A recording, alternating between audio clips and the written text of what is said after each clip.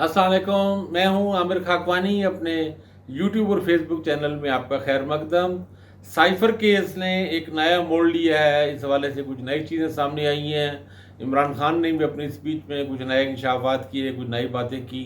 कह लें एक नैरेटिव का एक नया उनका एक एंगल सामने आया है ज़्यादा ज़ोरदार तरीके से। आज एक और बड़ी डेवलपमेंट, इंटरेस्टिंग डेवलपमेंट हुई है कि आज़म खान जो इमरान खान के प्रिंसिपल सेक्रेटरी थे, वो नैब में पेश हुए हैं अलकादर ट्रस्ट में केस में। उन्होंने नैब के सामने उन्होंने अपना बयान अपना रिकॉर्ड कराया है और वो उस पर भी बात करते हैं ये। लेकिन साइफ़र के हवाले से ज़्यादा अभी हमारा ये जो वीलॉग होगा इसमें हम साइफ़र पे ही और इन चीज़ों पे बात करते हैं, इमरान खान की कोर्ट्स और केसेस पे एक अगले वीलॉग में इंशाल्लाह बात करेंगे। जो नए दोस्त हैं वो चाहें तो सब्सक्राइब कर लें, जिन्होंने पहले सब्सक्रिप्शन की हुई है वो चेक कर लें कि नोटिफिकेशन उनको आता है या नहीं आता। साइफ़र के हवाले से दो चीज़ें हुई थी। इमरान खान ने अपनी कल जो तकरीर थी बड़ी इंपॉर्टेंट थी, 28 मिनट की इमरान खान ने तकरीर की और उससे पहले उन्होंने ट्वीट किया और ट्वीट में उन्होंने खासा एग्रेसिव जारहाना अंदाज था कि मैं सब कुछ खोल के बताऊंगा। और वो कहा जाता है कि इससे खासा मतलब एक तरह की खुलबली सी मच गई। इमरान खान के दोस्तों ने भी इसमें और इनके हमदर्द से उन्होंने ट्विटर पे भी बहुत से ट्वीट्स किए इनको समझाने के कि आप ज़रा एहतियात करें। कुछ और लोगों ने भी इंटरव्यून की और कहा जाता है कि इनके सोशल मीडिया के हेड वो बेचारे भागम भाग इस्लामाबाद से लाहौर पहुँचे। तो खैर उस नतीजा ये हुआ कि जो तकरीर 8:30 बजे आनी थी वो 2 घंटे बाद 10:30 बजे ऐलान हुआ, बल्कि बेसिकली तो वो उससे भी लेट हुई। यानी उससे कोई 11 बजे करीब, पौने 11 के करीब उनकी तकरीर, उनकी 28 मिनट की तकरीर थी। और ये शायद एडिटेड है, इसमें कुछ चीज़ें एडिट, कुछ मॉडिफाइड स्पीच है ये।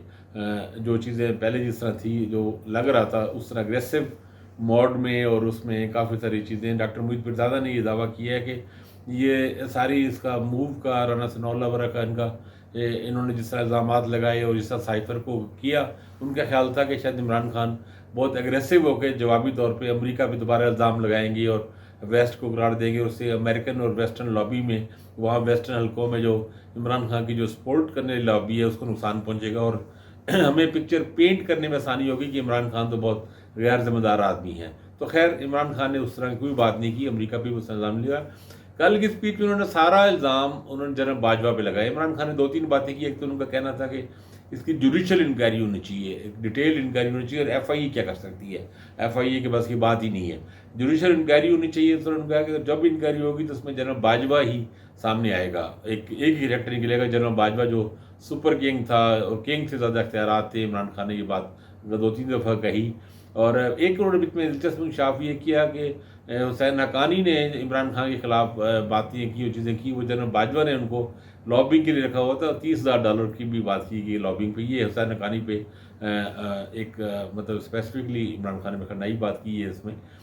फिर उनका ये भी उन्होंने पहले भी कह चुके हैं, खैर वैसे कैटेगोरिकली कह चुके हैं, फिर दोबारा इन्होंने ये बात की कि अभी यूक्रेन का कि जब यूक्रेन रशियन वार के मौके पे जब इन्होंने रशिया का विजिट था, कि ये मैंने कोई अकेला नहीं किया था, ये उस वक्त की पूरी मिलिट्री इस्टेब्लिशमेंट का और सिविल मिलिट्री सबका इकट्ठा ही फैसला था, और फॉरेन सेक्रेटरीज और डिप्लोमेट्स सब लोगों को ऑन बोर्ड लेकर ये सारा फैसला हुआ था। ऐसा नहीं कि अकेला था कि मेरे ऊपर अकेले पे ये बाद में डाल दिया गया। और फिर अदम एतमाद पे उन्होंने अपना सारा साइफर वाला वही नैरेटिव जो पहले भी कह चुकी है कि वही दोहराया, और वो आया उसके बाद एक अदम एतमाद हुई और जनरल बाजवा ने सारा ये किया, और फिर इस वजह से इत्तेहादी हमारे टूटे और बड़े वो झूठे आदमी हैं ये वगैरह वगैरह जो उन्होंने बातें सारी की उन्होंने उसमें। मतलब साइफर पे उन्होंने एक डिटेल्ड, ज़्यादा बड़ी और ब्रॉड बेस्ड इंक्वायरी के इमरान खान ने उससे मुतालबा किया और सब चीज़ें की। एक साइफर के वाले से एक नई चीज़, एक दिलचस्प बात आई है। कुछ एक्सपर्ट्स हैं उनके कहना ये है कि ये जिस तरह हुकूमत पेंट कर रही है, ये इमरान खान ने कागज़ लहराया, वो साइफर नहीं था। क्योंकि साइफर बेसिकली, टेक्निकली मैं बात कर रहा हूँ, साइफर एक कोडेड लैंग्वेज मैसेज होता है, यानी कोड में होता है कि उसे वैसे पढ़ भी नहीं सकता, उसे डी कोड किया जाता है, और इस तरह के जो कोडेड मैसेज हैं उनकी अलग लैंग्वेज बनाई जाती है और हर मुल्क अपने हिसाब से बनाता है उनको, और वो बड़ी उसको ज़ाहिर बहुत ही सीक्रेट रखा जाता है और उसके ख़ास माहिरीन होते हैं। बाज़ औक़ात उसे डी कोड करना भी एक लंबा प्रोसेस होता है, कई घंटे चाहिए होते हैं उसको। तो ऐसा नहीं है कि आप एक साइफर को, एक मैसेज है उसे आप पढ़ के आप सुना दें, आप उसे पढ़ ही नहीं सकेंगे। वो बिल्कुल एक नाक़ाबिल फ़हम सी ज़बान होगी, कुछ بعض اوقات سمبلز ہوں گے، کچھ چیز بھی ایسی ہو سکتی ہے. تو اس لیے ایسا نہیں ہے کہ وہ سائفر جو ہے وہ آفیشیل سیکریٹ ایکٹ میں آتا ہے اور اسی کے ڈاکومنٹ ہے اور وہ کہیں جاتی بھی نہیں ہے. وہ جو اس کا کوڈیڈ ہے وہ کوڈیڈ کا وہ اس کے بارے میں بات. اور اس بارے میں بھی یہ کہا جا رہا ہے کہ جو ایک آڈیو لیک بھی آئی تھی اس میں اعظم خان نے یہ مشورہ دیا تھا اور بڑی ان کا ایک چلاکی اور ہوشیاری والا مشورہ تھا کہ ہم اس پہ میٹنگ کر لیتے ہیں اور میٹنگ میں جو فارن سیکرٹری ہے وہ بریف کریں گے اور میں اس بریفنگ کے منٹس بنا لوں گا.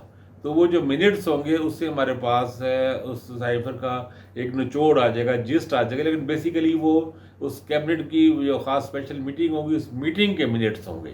یعنی میٹنگ کے منٹس کی ظاہر ہے وہ اس سے کلاسیفائڈ پوزیشن نہیں ہوتی. اور خاص طور پہ جب کہ اس نے کیبنٹ نے بعد میں انہوں نے اس کو کلاسیفائی بھی نہیں قرار دیا اور اس کو اوپن کر دیا اس منٹس کو. تو اب تو وہ ایک ان کا یہ یعنی جو لوگ یہ دعویٰ کر رہے ہیں کہ یہ آفیشیل سیکرٹ ایکٹ اس طرح عمران خان پہ لاگو نہیں ہوتا، تو اس میں ان کا کہنا یہ ہے کہ عمران خان نے جو بات کی یا جو کاغذ بھی لہرایا یا جو چیزیں کی وہ بیسیکلی میٹنگ کے منٹس سے، اور کیبنٹ میٹنگ کے منٹس کی کوئی اس کی سیکریسی نہیں ہوتی. اور وہ خاص طور جب اسے کلاسیفائی بھی نہ رکھا گیا ہو، اوپن ہو، تو وہ منٹس اوپن ہوتے ہیں اور بہت لوگوں کے پاس اس کی ایکسیس ہوتی ہے اور سی سی ہوتی ہے اور اس پہ یہ سیکرٹ ایکٹ جو ہے یہ امپلیمنٹ نہیں ہوگا. یہ بات کہی جا رہی ہے ماہرین کی. اور یہ بات قانونی ماہرین نے یہ بھی کہا ہے کہ اعظم خان کا جو دفعہ 164 کا بیان اس کی ایک اپنی خاص سگنیفیکنس تو ہے، لیکن اس کو اس بنیاد پہ سزا کے لیے اس کو پھر ان پہ جرا ہونا ضروری ہے. اور وہ اس میں خاص طور پہ یہ جو حدیبیہ کیس میں جسٹس فائد عیسیٰ صاحب جو نامزد چیف جسٹس ہیں ان کا ایک فیصلہ ہے جس میں انہوں نے اس کو رد کیا تھا اسحاق ڈار کے اس زمانے کے 164 کے بیان کو.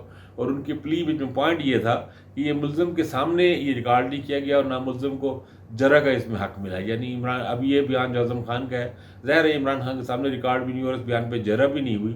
تو انہوں نے کہا کہ اگر ایسا نہ ہو تو اس کی قانونی حیثیت نہیں. تو یہ 2-3 پوائنٹس ایسے ہیں سائفر کے حوالے سے. ایک نیا پوائنٹ جسے لگتا ہے کہ اور قانونی ماہرین کا کہنا یہ ہے، خاص طور پہ عمران خان کو یہ ایک ایڈوانٹیج ہے یا وہ ایڈوانٹیج لینے کی کوشش کرتے ہیں کہ ٹاپ لائرز کو وہ استعمال کر رہے ہیں. خواجہ حارث کو بھی اور دوسرے بھی بڑے وکیل ہیں ان کے ٹاپ کے لائرز ہیں سارے ایسے جو اچھے ماہر وکیل جو ظاہر اچھے طریقے سے کیس کو پلی کرتے ہیں اور نکات کے قانونی نکات کو اچھے طریقے سے پکڑتے ہیں. تو ان کا کہنا یہ ہے کہ جب اس پہ جرا ہوگی، اعظم خان پہ بھی جرا ہوگی اور چیزیں ہوں گی، اگر اس کو سزا کے طور پہ استعمال کرنا ہے تو پھر یہ چیزوں کی ویلیو اس طرح نہیں رہے گی.